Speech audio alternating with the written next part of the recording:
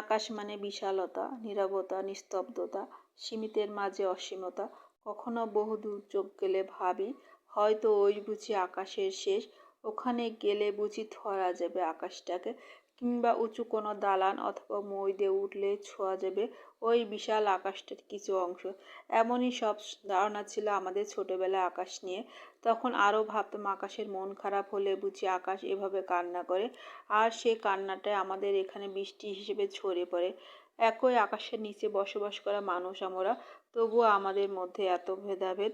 তো এভাবে বিস্তীর্ণ আকাশে কখনো সাদা মেঘ, কখনো নীল আকাশ মিলে আকাশটাকে একেবারে চেয়ে ফেলে, এবং সন্ধ্যা লাগলে সোনালি গোধূলি আকাশ, ভোরবেলা উষা, তো মেঘ হলে কালো মেঘের আকাশ।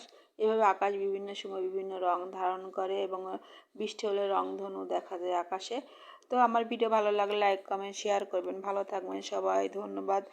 আর ভিডিওটা কেমন হলো একটা কমেন্ট করে জানাবেন। বেশি ভালো লাগলে টাইম শেয়ার করে